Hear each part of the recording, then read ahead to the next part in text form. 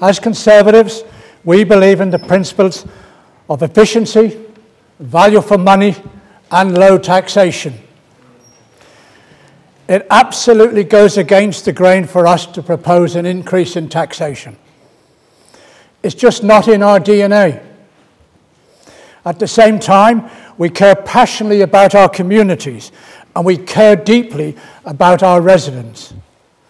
I'm even more proud to represent the people of Surrey. We came into politics to make a difference, to improve the fabric of our communities, and to make sure that those in need of our help get the support they need. Whether that means caring for our older residents, protecting vulnerable children, or supporting those with learning disabilities, our residents are always at the heart of everything we do. But the significant financial challenges have left us facing a huge dilemma. Madam Chairman, I want to be clear about the actions this Conservative administration has taken to make Surrey a low-cost and efficient council. We have worked incredibly hard to manage the soaring costs of rising demand and inflationary pressures, making savings and efficiencies of over £450 million from our annual budget. We've achieved this whilst protecting frontline services, and we still plan to make savings up to £700 million by the end of the decade. We can be proud of the transformation of the services like Orbis, proud of the Trading Standards Partnership and our long-term investment strategy. These bring real benefits to the people of Surrey. But members know all too well the unprecedented set of circumstances which have forced us to this point. The reduction to our government grant has been relentless. Since 2010, we have absorbed cuts of £170 million to our annual budget. We saw funding decisions go against us time and time again. Surrey is disadvantaged by the core spending power, the Revenue Support Grant, the Better Care Fund, and the Learning Disability and Health Grant.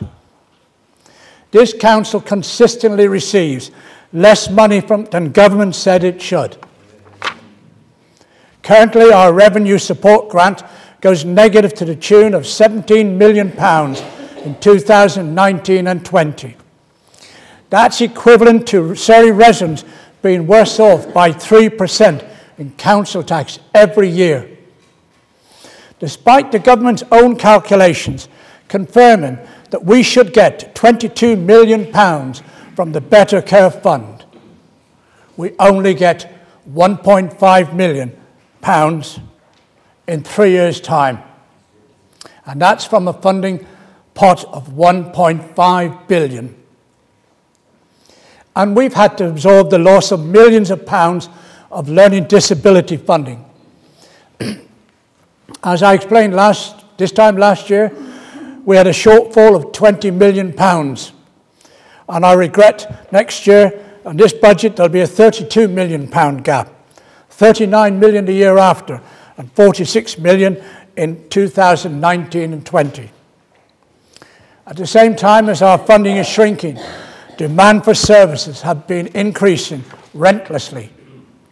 That means more people requiring more services, more children needing more school places, more older adults requiring social care, and more people with learning disabilities needing our support.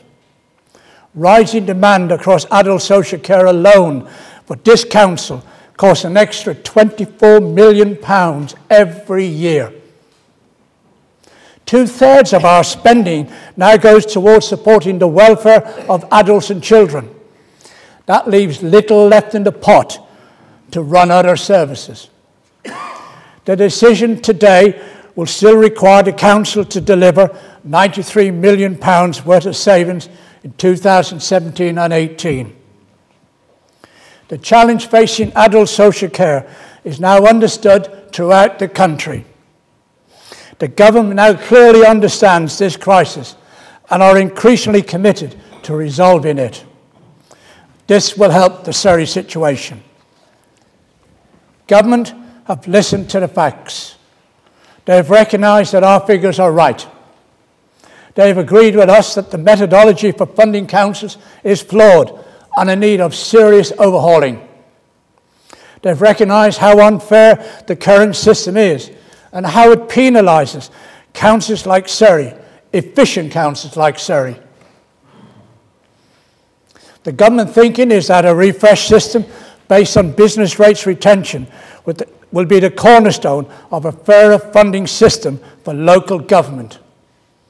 I agree. But we have a crisis now, which is why Cabinet took the very difficult decision last week to recommend an increase in council tax to fund the growing demand in social care services, enabling us to fulfil our statutory duties. But, Madam Chairman, this administration hasn't given up. We've always believed there is a solution. We've had many conversations now with government. It's clear that Surrey is an extreme example of how increasing social care demands impact on local communities and on the health service in Surrey. The government has listened, and we believe the government now understands. We are therefore willing to take a risk that a solution will soon be found to the issues that all councils face. However, if there isn't any progress in finding a solution to the adult social care crisis, our situation will become untenable.